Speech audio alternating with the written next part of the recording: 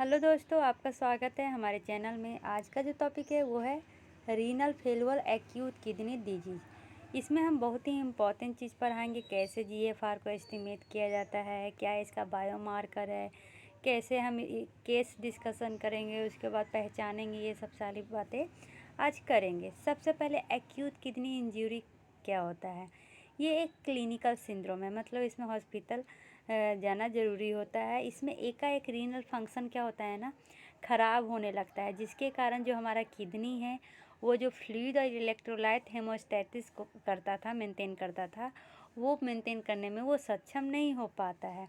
तो इसमें हम एक्यूट में क्या क्या देखेंगे, तो इसमें मेनली एक हार्मोन है जो बढ़ा हुआ मिलेगा, जिसको हम कहते हैं सीरम क्रिएटिन। ठीक है, अगर सीरम क्रिएटिन बढ़ा हुआ है, इसका मतलब क्या है कि पेशेंट में किडनी प्रॉब्लम है, और कौन सा है, एक्यूट किडनी इंजरी है। ठीक है, क्योंकि क्या होता है ना, जो हमारा किडनी है वो इनसेंसिटिव हो जाता है और डिले मेजर करने लगता है, जिसके कारण ये डिक्रीज हो जाता है किडनी का फंक्शन। ठीक है, स्टैंडर्ड फॉर जीएफआर मेजरमेंट कौन कौन सा है, तो इसमें जो स्टैंडर्ड है वो है ई हेनोल और DTPA। ठीक है, अदर बायोमार्कर्स में कौन कौन से आ जाएंगे, सिस्टेटिन। सिस्टेटिन सी क्या है, ये इनहिबिटर है प्रोटीन सिस्टीनेज का, जो सभी न्यूक्लिएटेड सेल में प्रेजेंट होता है। फ्री फिल्टर होगा, ये रीअब्जर्व और कैटेबलाइज्ड होगा, ये सेक्रिएट नहीं होता है। ठीक है, और ये अफेक्ट नहीं होता है डाइट और न्यूट्रिशन स्टेटस से। अदर बायोमार्कर में NGAL न्यूट्रोफिल ग्लैक्टिनेज एसोसिएटेड लिपोकैलिन या KIM1 किडनी इंजरी मॉलिक्यूल 1, ये ज़्यादा एक्यूरेट और डिटेक्ट करता है presence of AKI within hour, but ये महंगा होता है। ठीक है, अगर हमको ग्लोमेरुलर फिल्ट्रेशन रेट निकालना है लेस देन 1 ईयर्स का, तो उसका ये फॉर्मूला है, क्या है, K इंटू लेंथ, जितना लेंथ है बाई कितना क्रिएटिन निकला है mg/dl में, और लेंथ सेंटीमीटर में, उससे हम GFR निकालते हैं। ठीक है, तो देखिए एज के अनुसार यहाँ पर लिखा हुआ है, अगर पेशेंट 2 से लेस देन 34 वीक में अगर पैदा हुआ है, मतलब कि प्रीटर्म बेबी है, तो उसमें मीन GFR कितना होगा, तो 2 से 6 दिन के बच्चों में 11 GFR होगा, 4 से 28 दिन के बच्चों में ये 20 GFR होगा। रेंज भी दिया हुआ इसके बीच में रहेगा। ठीक है, और ये टर्म बच्चे रहे तो उनमें इस तरह का GFR होता है। ठीक है, तो इनमें अगर K का वैल्यू रखना है, ये देखिए GFR जो है ना, इसमें हमें लेंथ तो हम बच्चे के निकाल लेंगे, क्रिएटिन भी निकालेंगे, लेकिन ये क्या होता है, K कांस्टेंट होता है। यहाँ पर एज के अनुसार K का वैल्यू दिया हुआ है, जैसे कि अगर लेस देन बेबी 1 ईयर रहा और प्री टर्म रहा, मतलब रो बॉडी वेट रहा, तो उसमें हम K ये रखेंगे, फुल टर्म रहा तो ये रखेंगे। 2 से 12 साल का हो गया तो फिर ये 0.55 रखेंगे।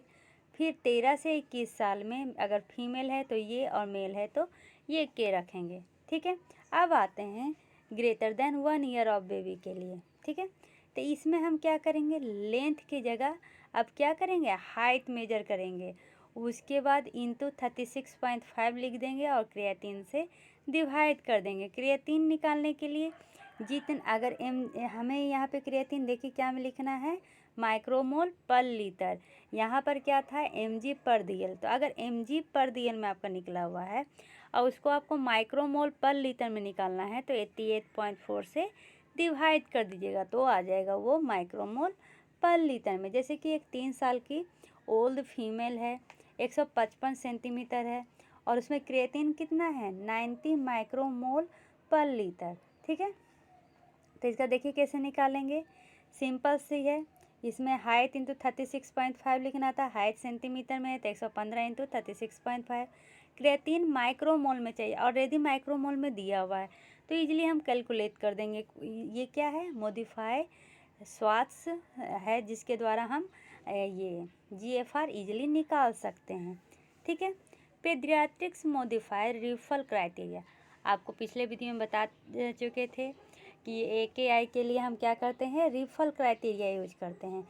अब रिफल क्राइटेरिया मतलब क्या था, तो R फॉर हो जाता है रिक्स, I for injury, F for failure, L for loss, E for in stage.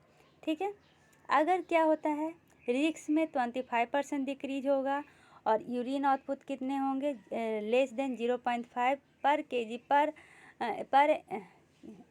Less than 0.5 ml पर केजी पर hour for 6 our.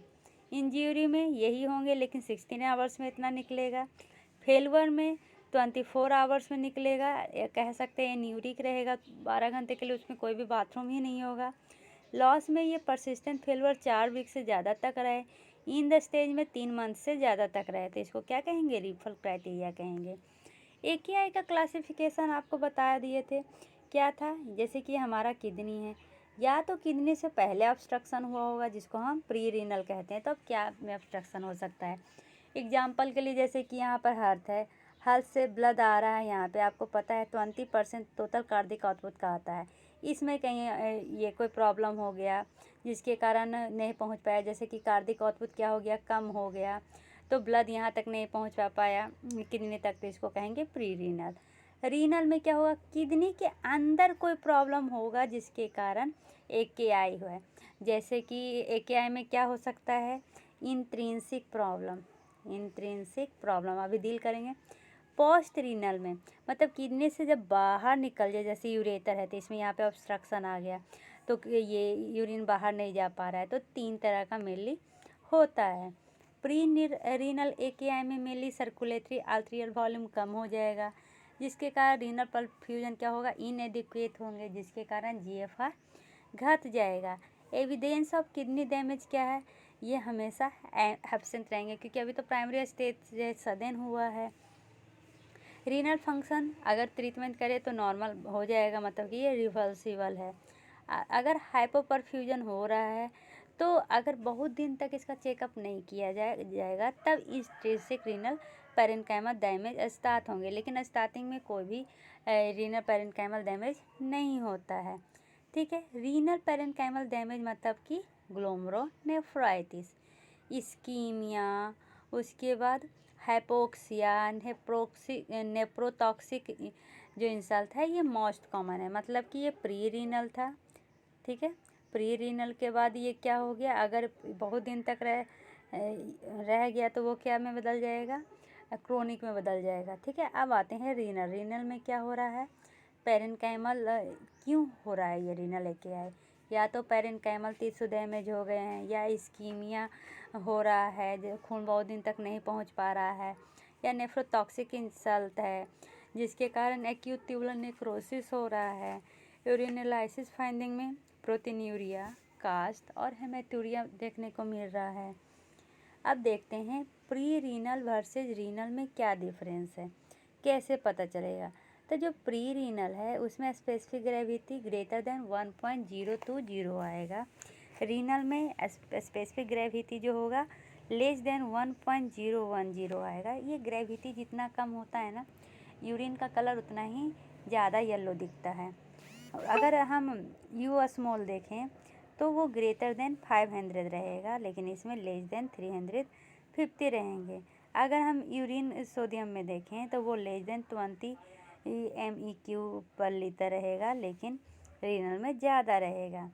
Fractional excretion अगर सोडियम का देखें तो लेस देन 1 रहेगा, और रीनल वाला में ग्रेटर देन 2 रहेगा। मतलब कि ऐसे याद रख लीजिए, प्री रीनल में सोडियम क्या है, एक्सक्रीशन भी घटता है, ठीक है, और इसका यूरिन में परसेंटेज भी घटता है, बाकी सब बढ़ता है। अब आते हैं पोस्ट रीनल AKI, इसमें मेनली ऑब्स्ट्रक्शन देखने को मिलता है यूरिनरी ट्रैक में। नियोनेट्स और इन्फेंट में कंजेनाइटल कंडीशन होता है मोस्ट कॉमन, जैसे कि पोस्टेरियर यूरेथ्रल बल्ब्स। चिल्ड्रन में यूरोलिथियासिस, ट्यूमर और न्यूरोजेनिक ब्लेडर देखने को मिलता है, जिसके कारण ये पोस्ट रीनल AKI होगा। ऑब्स्ट्रक्शन बायलेटरल होगा, जिसके कारण AKI होगा। रिलीफ होगा ऑब्स्ट्रक्शन में, जिसके कारण रीनल फंक्शन में रिकवरी हो जाएगा। ट्रीटमेंट में अगर हाइपोवोलेमिक है, मतलब कि प्री रीनल कॉज है, तो उसमें हम PNSS देते हैं 10 to 20 ml पर kg हर 30 मिनट पे रिपीट करते हैं जब तक कि नॉर्मल वॉल्यूम ना हो जाए। उसके बाद या तो रिपीट करते हैं जब तक नॉर्मल वॉल्यूम ना हो जाए, या फिर हम डायरेटिक देते हैं। अगर नॉर्मल वॉल्यूम है, फ्लूइड ओवरलोड है, तब भी डायरेटिक देते हैं फ्लूइड लिमिटेशन के लिए। उसके बाद डायलिसिस करते हैं। अगर पोस्ट रीनल है तो उसमें कैथेटराइजेशन सर्जरी करेंगे। ठीक है। हाइपर कैलेमिया, हाइपर मतलब ज़्यादा, कैलेमिया मतलब पोटेशियम। तो कैसे पता चलेगा कि हाइपर कैलेमिया? पहले नॉर्मल सीरम पोटेशियम जानना पड़ेगा।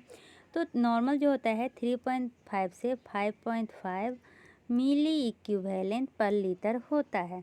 ठीक है, और ये एज और सेक्स से इंडिपेंडेंट होता है।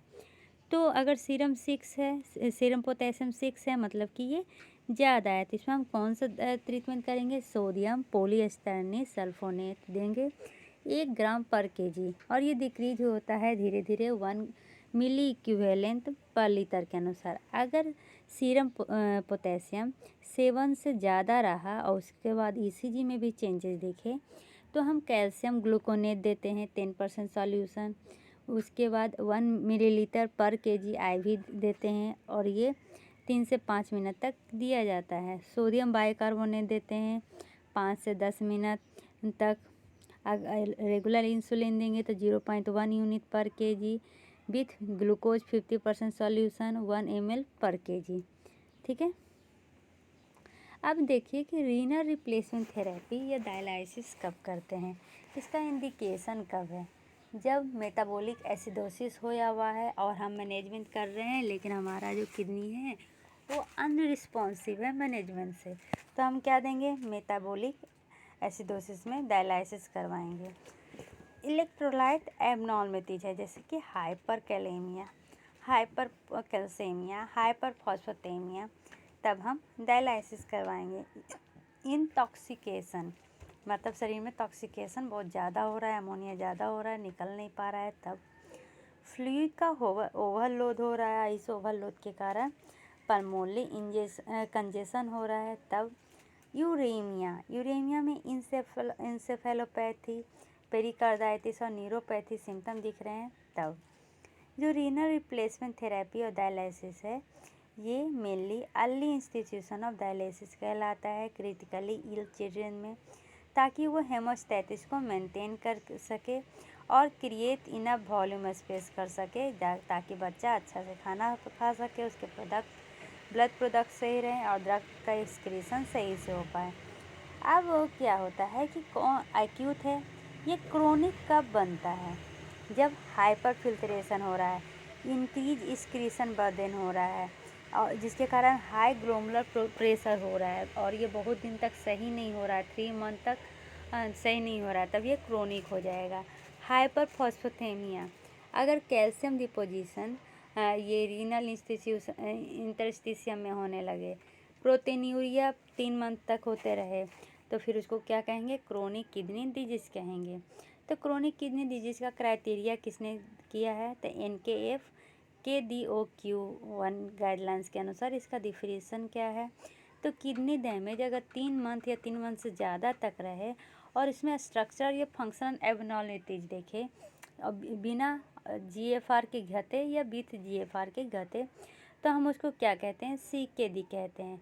उसमें से उसके बाद भी इन तीनों में से एक एबनॉर्मलिटी दिखना चाहिए, जैसे या तो ब्लड में यूरिन मिलना चाहिए, या इमेजिंग टेस्टिंग में आना चाहिए एबनॉर्मलिटीज, या किडनी बायोप्सी में एबनॉर्मलिटीज आना चाहिए, तब वो क्रोनिक किडनी डिजीज़ कहलाएगा। GFR अगर लेस देन 60 ml पर मिनट पर 1.73 मीटर स्क्वायर फॉर 3 या 3 से ज़्यादा मंथ तक रह जाए कोई भी किडनी डैमेज का जो एभव दिया हुआ है, तभी ये क्राइटेरिया CKD में आएगा। अब ये जो NKF KDOQ1 है, इसका फुल फॉर्म क्या है? National kidney foundation kidney disease outcomes quality initiative. ठीक है। अब इसका है ना स्टेजेज बांटा गया है, 5 स्टेजेज होते हैं। अगर GFR 90 से ज़्यादा रहे, किडनी डैमेज हो विथ नॉर्मल और इंक्रीज GFR, ठीक है, स्टेज 2 में GFR 60 to 89 होगा। इसमें किडनी डैमेज होगा, उसके साथ माइल्ड डिक्रीज इन GFR होगा। अगर GFR 30 to 59 के बीच में रहा तो मॉडरेट डिक्रीज होगा। उसके बाद 5 से 29 के बीच में रहा तो सीवियर होगा। अगर 15 से नीचे हो जाए GFR तो किडनी फेलियर होता है और इसी में डायलिसिस करना ज़रूरी हो जाता है। फंक्शन ऑफ किडनी, इसमें क्या है, किडनी क्या करेगा, हेमोस्टेसिस मेंटेन करेगा, फिल्ट्रेशन और क्लियरेंस करेगा, इलेक्ट्रोलाइट को बैलेंस करेगा, इरिथ्रोपोइटीन का प्रोडक्शन करेगा, कन्वर्ट करेगा इनएक्टिव विटामिन डी को विटामिन डी में, किसकी मदद से, 1 अल्फा हाइड्रोजिलेज की मदद से। बोन मेटाबॉलिज्म करेगा कैसे, तो कैल्शियम और फास्फेट मेटाबॉलिज्म से। अब देखते हैं कि फिल्ट्रेशन और क्लियरेंस में डिफेक्ट होने से क्या होता है। एक तो इदीमा होगा, इंटरस्टिशियल में फ्लूइड क्या होता है, लीक करने लगता है। एजोथेमिया होगा, एजो मतलब नाइट्रोजन, थेमिया मतलब ब्लड, नाइट्रोजन ब्लड में मिलता है। यूरेमिया, यूरिक एसिड क्या होंगे, ब्लड में मिलेंगे। हाइपरकैलेमिया, पोटेशियम ज़्यादा हो जाएगा। इसमें एक डिजीज है कि रीनल ऑस्टियोडिस्ट्रोफी, ये कैसे होता है उसको देखते हैं। मान लीजिए जो विटामिन डी को कन्वर्ट करता था एंजाइम जो किडनी में प्रेजेंट था, रीनल 1 अल्फा हाइड्रोजिलेज, उसकी कमी हो जाए या फॉस्फेट की कमी हो जाए। अगर डिफिशियंसी होगा अल्फा 1 हाइड्रोजिलेज का, तो उसके कारण क्या होंगे, कम विटामिन डी कन्वर्ट होगा, जिसके कारण कैल्शियम का रीअब्जॉर्प्शन कम हो जाएगा। अगर ये जो फॉस्फेट क्लियरेंस है वो कम जाएगा तो ब्लड में फॉस्फेट ज़्यादा हो जाएगा, जिसके कारण कैल्शियम का ऑब्जॉर्प्शन कम हो जाएगा, जिसके कारण हाइपोकैल्सीमिया होगा। अब ये दोनों मेनली किस में देखा जाता है, तो हाइपरथायराइडिज्म में, जिसके कारण बोन में रीअब्जॉर्प्शन होगा और जिसके कारण रीनल ऑस्टियोडिस्ट्रोफी देखने को मिलेगा, जिसका दूसरा नाम ऑस्टाइटिस फाइब्रोसिस सिस्टिका है। ठीक है, मैनिफेस्टेशन में हम क्या देखेंगे, क्लिनिकली मसल वीकनेस हो रहा है, बोन पेन हो रहा है, बोन इजीली फ्रैक्चर कर रहा है, राइकाइटिस चेंजेज देखने को मिल रहे हैं, वेरुस और वेलस डिफॉर्मिटी जा रहा है, मतलब कि जो लेग है ना वो इस तरह एक दूसरे से दूर या फिर इस तरह एक दूसरे के पास आ रहे हैं। लेबोरेटरी में डिक्रीज सीरम केराटिन दिखेगा, इंक्रीज क्या क्या दिखेगा, तो सीरम फॉस्फेट, अल्कलीन फॉस्फेटेज और पाराथायराइड हार्मोन का लेवल। एक्सरे में सब पेरिटोनियल रीअब्जॉर्प्शन दिखेंगे बोन का और मेटाफाइसिस बाय दिन हो जाएगा। ठीक है, ट्रीटमेंट में हम क्या करेंगे, विटामिन डी देंगे, जो कोलेस्ट्रॉल होता है इसका ट्रीटमेंट। ठीक है, उसके बाद फॉस्फेट बाइंडर देंगे जो कैल्शियम बेस्ड, एल्युमिनियम बेस्ड और नॉन कैल्शियम बेस्ड तीनों होता है। तो कैल्शियम बेस्ड में तो कैल्शियम यूज करते हैं, एल्युमिनियम बेस्ड में इतना एल्युमिनियम यूज करते हैं कि एल्युमिनियम टॉक्सिक ना हो जाए। ठीक है, और इसको यूज लिमिटेड होता है। नॉन कैल्शियम कंटेनिंग में जो होता है, जब हाइपर कैलेमिया होता है ना, मतलब कि किसी में हाइपर कैलेमिया तो कैल्शियम तो नहीं देंगे, तो उस समय हम नॉन कैल्शियम कंटेनिंग यूज करते हैं। लो फॉस्फोरस का डाइट खाते हैं, कैल्शियम फॉस्फेट मेंटेन किया जाता है लेस देन 55 mg² पर DL।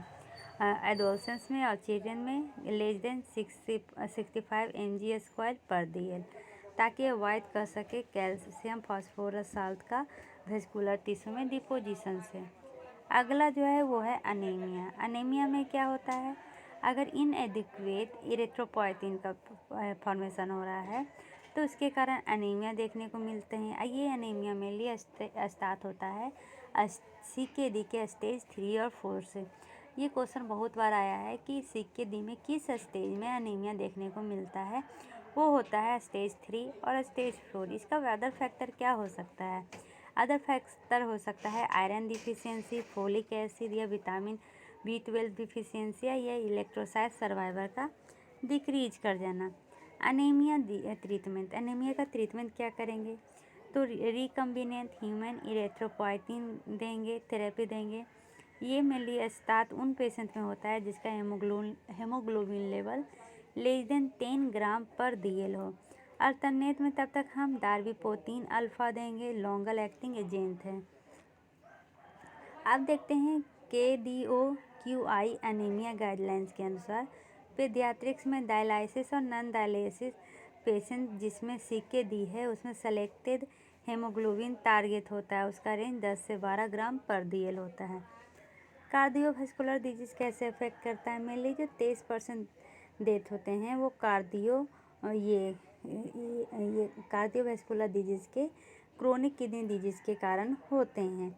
इसमें डायलिसिस पेशेंट में 31% मेनली कार्डियक इवेंट के कारण होता है।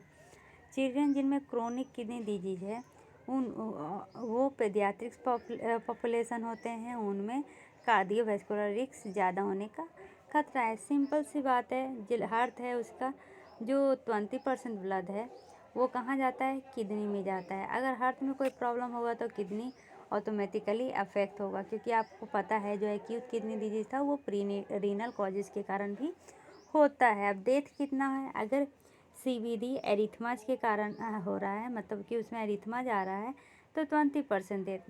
वाल्वल प्रॉब्लम है ये हार्ट में तो 12%, कार्डियोमायोपैथी तो 9%, कार्डियक डिजीज़ तो 3%। तो अगर ये पूछा जाएगा कि कौन सा क्रोनिक किडनी डिजीज़ में सबसे ज़्यादा कार्डिक एबनॉर्मलिटीज़ के कारण डेथ होता है, तो वो होगा एरिथमाज। अब देखते हैं in the stage renal disease.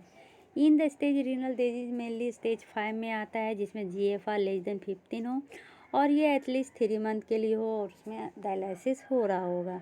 इसमें हम रीनल रिप्लेसमेंट थेरेपी भी करते हैं जो मेंटेन करता है नॉन इंडोक्राइन फंक्शन को। ठीक है, इंडिकेशन क्या है? तो वही metabolic acidosis, electrolyte abnormalities, intoxication, fluid overload और यूरेमिया। टाइमिंग ऑफ इंडिकेशन क्या है? तो जो ये जो रीनल रिप्लेसमेंट थेरेपी है ये उन पेशेंट में किया जाता है जिनका GFR लेस देन 15 हो, मतलब 9 से 14 हो। RTTR रिकमेंडेड कब होता है? जब 8 ml पर मिनट पर 1.73 से कम हो जाए तब। मतलब कि यहाँ पर कंसीडर किया जाएगा कि चलो इनमें करते हैं और लेकिन यहाँ पर रिकमेंडेड किया जाएगा। गोल क्या होता है डायलिसिस का? जो वेस्ट प्रोडक्ट होता है ब्लड में उसको रिमूव करना, फ्लूइड इक्विलिब्रियम को मेंटेन करना, ग्रोथ एंड न्यूट्रिशन को मेंटेन करना, यूरेमिक सिम्टम से बचाना, और ये ब्रिज होता है रीनल ट्रांसप्लांटेशन के पहले का। ठीक है, डायलिसिस में 2 तरह का होता है, पेरिटोनियल डायलिसिस और हेमोडायलिसिस। पेरिटोनियल डायलिसिस आप घर में भी कर सकते हैं, लेकिन हेमोडायलिसिस हॉस्पिटल में किया जाता है। Continuous renal replacement therapy, preemptive renal transplantation. ठीक है, अब हेमो और पेरी में क्या डिफरेंस है? देखिए, ये हेमो जो है वो हॉस्पिटल सेटिंग है, इस पेरिटोनियम को आप घर में भी कर सकते हैं। पेरिटोनियम है जो ज़्यादा टाइम लेता है, हेमो होता है जो कम टाइम लेता है। ये आपको कम बार करना पड़ता है, ये आपको ज़्यादा बार करना पड़ता है। इसका मैंने एक सेपरेट वीडियो बनाया है, आप वहाँ जाकर। अब ये जो पेरिटोनियल डायलिसिस है इसका कंट्राडिक्शन देखते हैं। अगर कहीं पर भी आया कि एब्सोल्यूट कंट्राडिक्शन, इसका क्या मतलब होता है? मतलब कि जब ये डिजीज हो तो एकदम नहीं, सोचना भी नहीं है कि हमें PD करना है। लेकिन अगर रिलेटिव है तो 1%, मतलब कि 100 में 10% चांस है कि आप कर सकते हैं। ठीक है, तो कौन कौन सा है कॉन्ट्राडिक्शन? एब्सोल्यूट में अगर बेबी को एमनोसेफेली है, गैस्ट्रो एस्काइसिस है, ब्लेडर एक्स्ट्रोफी है, हर्निया है, पेरिटोनियल मेम्ब्रेन फेलुअर है, तो ये एब्सोल्यूट कंट्राडिक्शन होता है। रिलेटिव में अगर रिसेंट BPS हुआ है, उसके बाद मॉर्बिड ओबेसिटी है, पेरिटोनियल लीकेज हो रहा है, इंटॉलरेंस जो PD है उसके वॉल्यूम से इंटॉलरेंसी आ रही है, एडवांस लंग डिजीज है, हाइड्रोथोरैक्स है, एब्डोमिनल वाल है, ये सब मेनली रिलेटिव रहते हैं। कंटिन्यूअस रीनल रिप्लेसमेंट थेरेपी कब किया जाता है? ये जो होता है ना, सिमिलर होता है हेमोडायलिसिस के द्वारा जैसा, इसमें वैस्कुलर एक्सेस की ज़रूरत पड़ती है।